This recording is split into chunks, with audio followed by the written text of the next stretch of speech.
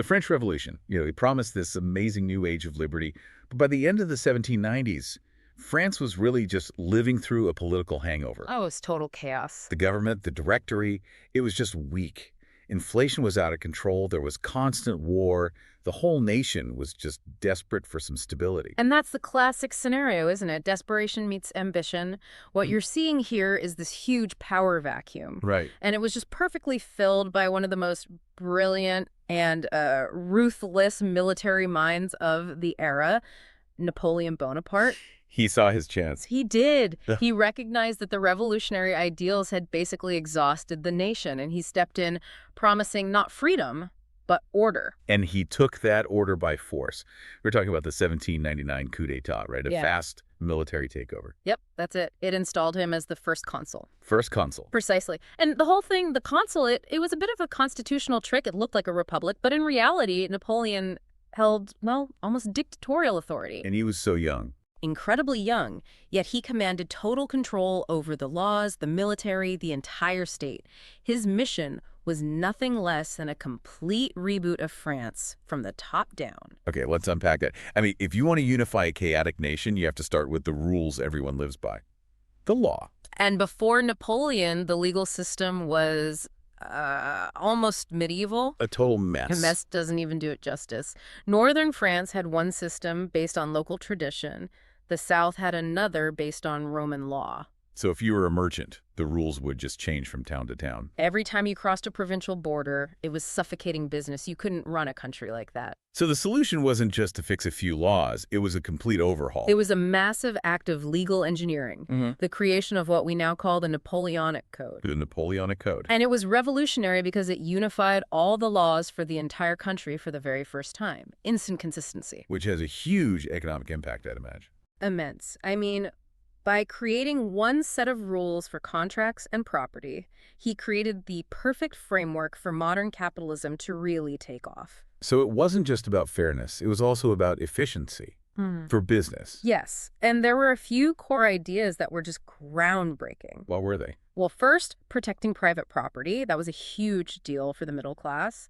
Second, people could choose their own jobs, which smashed the old system. And third, the idea that all male citizens were equal before the law, no matter your family name.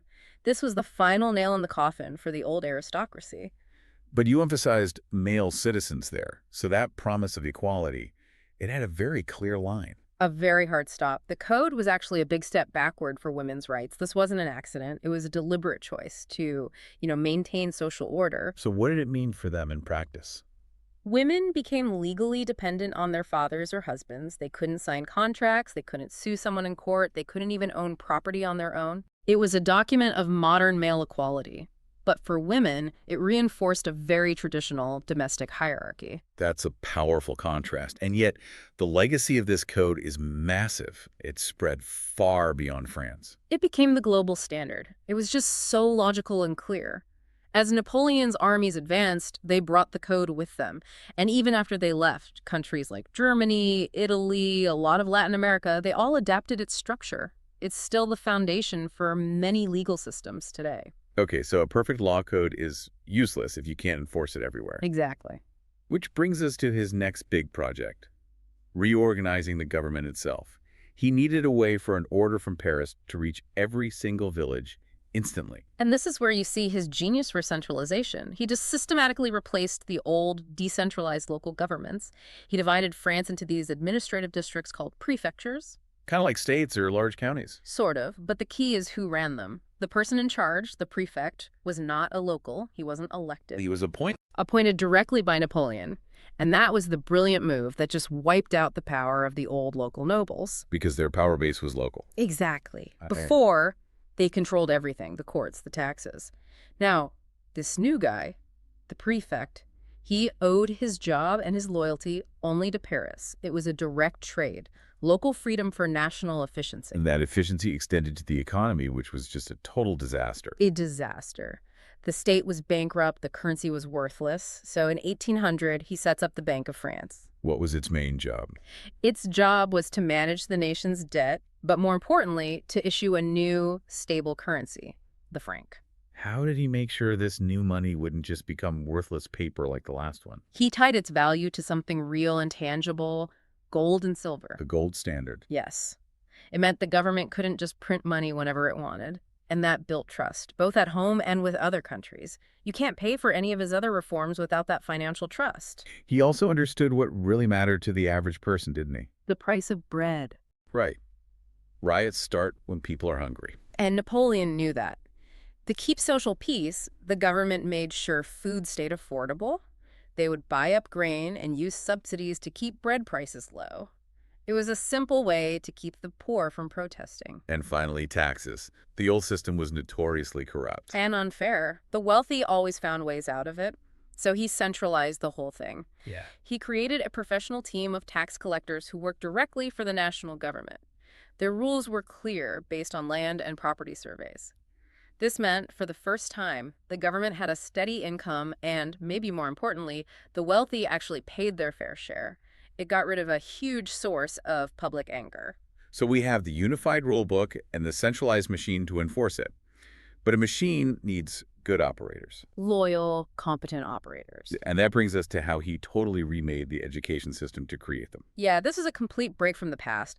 Napoleon didn't care about your family name. He cared about talent. He needed an army of engineers, administrators, and officers who were smart and, crucially, loyal to him. And his solution was the lycées, these state-run high schools. But they weren't just general high schools. They were more like factories for creating civil servants. The curriculum focused heavily on what the state needed. Science, math, military strategy. And the discipline was tough, right? Very strict, almost military style. The goal was to drill discipline into them and this sense of purpose. You are here to serve the state. And what's really interesting is how he made sure he got the best people, not just the richest. That was the key. Scholarships were set aside so that talented boys from poor families could attend. This was a direct investment. Napoleon was creating a new elite based on skill, not on birth.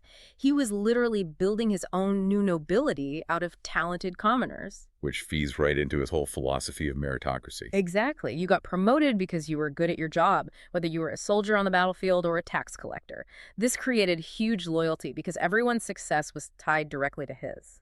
And he created a very public, very prestigious way to reward this success. The Legion of Honor. Which is still around today. Still the highest honor in France. And it wasn't a medal you could inherit. It had to be earned through outstanding service, military or civilian. It was the ultimate symbol of this new system of merit. So beyond changing the government, he also physically changed France. Yeah. The public works projects were enormous. They were. And they were smart for a few reasons. They created jobs, they helped the economy, and maybe most importantly, they were great PR. They showed everyone that the government was working and making life better. He focused a lot on roads and canals, on connectivity. Thousands of miles of roads were built or upgraded. This was vital for moving his army, of course, but it was just as important for merchants moving goods. And there's that one small detail about the roads that I think shows how he thought about everything at once. Oh, yes, the trees. Tell us about the trees. He ordered that trees be planted along all the major highways. It seems like a small thing, just landscaping. But it wasn't. The purpose was strategic. The trees provided shade for his marching soldiers during hot summer campaigns. It's an amazing example of him thinking about logistics, soldier welfare, and infrastructure all at the same time. His last big domestic project, and it was a sensitive one, was making peace with the Catholic Church. A huge issue.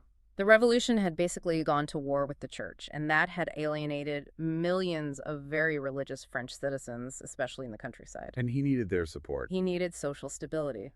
So, in 1801, he signed an agreement with the Pope. It was called the Concordat. It was a very clever deal, wasn't it? Very shrewd. The Concordat recognized Catholicism as the main religion in France, which made the peasants happy, but the government kept the upper hand. The church had to give up all claims to the lands that were seized during the revolution. And the state paid the priests' salaries. Right, so the priests basically became state employees. Napoleon got the political support he needed without giving the church back any of its real power or wealth. Okay, so he's rebooted the entire country. Let's turn to the engine behind all of it. His military and the very heavy price of all this control. The military reforms mirrored the civilian ones: efficiency, mobility, and merit. He reorganized the army into these self-sufficient units called corps, And that made them faster. much faster than any other army in Europe. They could move independently and then all converge on the battlefield. It was a revolutionary way of fighting. And he made sure his soldiers were motivated. Motivation was everything. They were well-fed, well-clothed, and had the best weapons. But most importantly, promotion was based purely on bravery and success in battle. Any soldier, no matter how poor, could become a general. But all of this, this amazing military machine, it needed a constant supply of men. It did, and that's the central paradox of his rule. The stability he created at home was paid for by endless war abroad. And to fuel that war, he relied on massive, relentless conscription. So to keep the country obedient enough to accept this constant warfare, he had to clamp down on freedom. That was the first casualty. Political freedom vanished. This is the dark side of that centralized control. Censorship. Complete censorship. Napoleon was obsessed with controlling what people read and thought.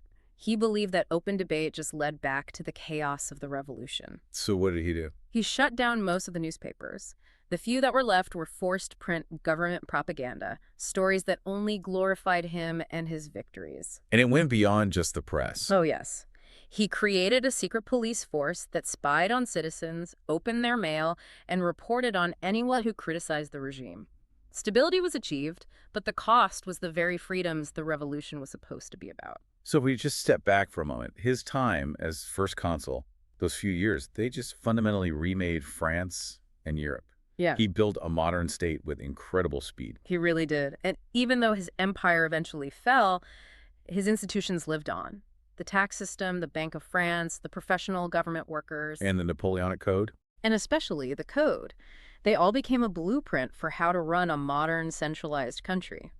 He proved that a government based on efficiency, law, and merit could work on a huge scale. He modernized France, replacing these old, chaotic systems with streamlined institutions that, in many ways, are still there today. That's right. Napoleon brought order and efficiency to a country that was literally falling apart, but to get that order, he crushed political dissent and built a security state.